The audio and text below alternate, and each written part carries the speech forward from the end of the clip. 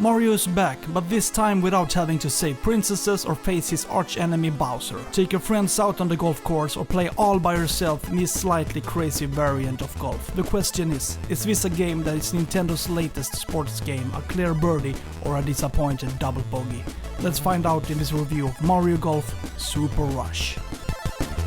To begin with, there are a number of different variants to play the game. You can choose the option Play Golf, which offers a couple of different choices. Standard Golf is more or less the classic way of playing golf. Choose between stroke play and point play and meet up to 3 opponents. These options are most reminiscent of traditional golf, that is, the types of golf that are common in the sport. Playing stroke play or point play is not in any way revolutionary, but still an opportunity to meet competitors in a relaxed way. You take the time you need and plan your strokes as needed. One of the most fun aspects of Mario Golf Super Rush is the ability to play speed golf. It's about getting through the golf course as fast as possible without running away from your opponents. Of course, you should also hit the ball from start to finish and be able to make as good shots as possible. Ideally, you should use as few strokes as possible, because it happens that each golf stroke used gives a penalty of 30 seconds. If you have spent more time than your opponents, you risk losing. Speed golf is without a doubt one of the best ideas in this game. Of course, if you have a hard time dealing with stress and feel that you need peace and quiet in your life, then speed golf is probably not for you. But it is a really fun form of play that requires that you can focus on delivering good shots while not being distracted by the competitors' efforts. For example, when you see your opponents run past you because they have made a better shot or found a shortcut. All in all, speed golf offers the opportunity to experience golf in a new way that feels quite fresh. Competing against others in this way makes the game feel alive, varied and fun, but in the long run it can be boring to just face the computer. Therefore, Nintendo has made sure that you can meet others online or play with your friends. It is clear that this is a game model that Nintendo often applies. In the games for Nintendo Switch that include Mario, opportunities often given to be able to play several players at the same time, another dimension that can make it fun to play. We have seen the opportunity to play multiplayer in Super Mario Kart, Super Smash Bros, Mario Tennis Aces, and most recently in Mario Golf Super Rush. And in Mario Golf, the multiplayer mode feels completely natural. Nintendo has a good grasp of how to create games that can engage several people at the same time, and Nintendo has managed to do that this time as well. Another option is to play in adventure mode. Here you cannot choose to play any classic character from the Mario games, but must instead create your own Mii character. There are many possibilities and combinations to create your own characters. Choose face, hairstyle, eyebrows, eyes, nose, mouth, facial hair, moles, gender, body and glasses. In addition, you can choose to name your character. In this case, I choose the name Nick Navy. So innovative.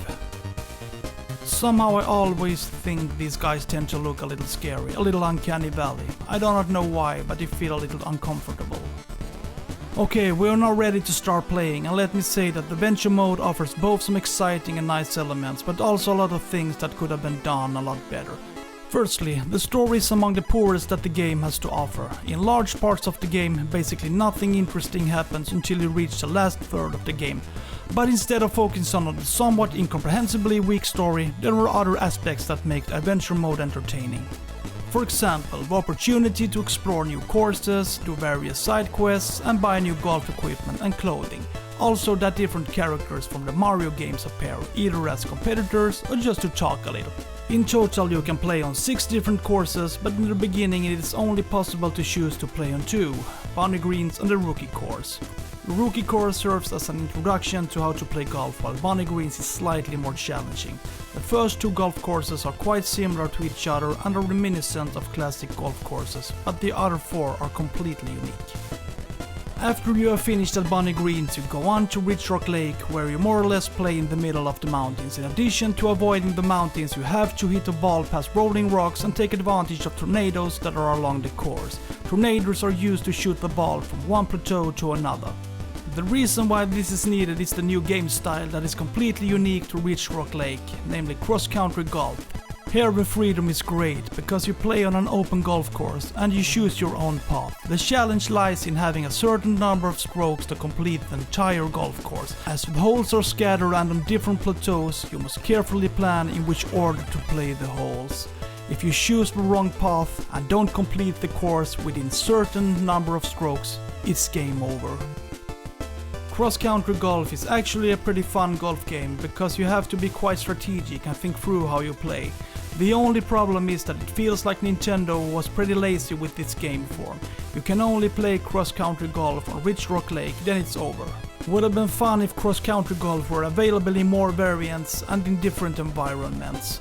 But from what I've seen so far, it's a pity it's the only place you can play this type of golf game. Being able to only play cross-country golf on Rich Rock Lake feels a bit stingy and removes some potential from the game. I wanted more, but did not get it. The next place to go is Wild Weather Woods. Here it is important to watch out because it's raining and thundering. If you're not careful with your golf shots, you risk getting a real shock, which of course affects your game negatively. The environment is nice and varied and differs a lot from how you experience a traditional golf course. Apparently, the main course is closed due to heavy rain, but your Mii character is still forced out into the storm to deliver good rounds of golf. The coolest feature of Wild Weather Woods is that you have Toad as a competitor.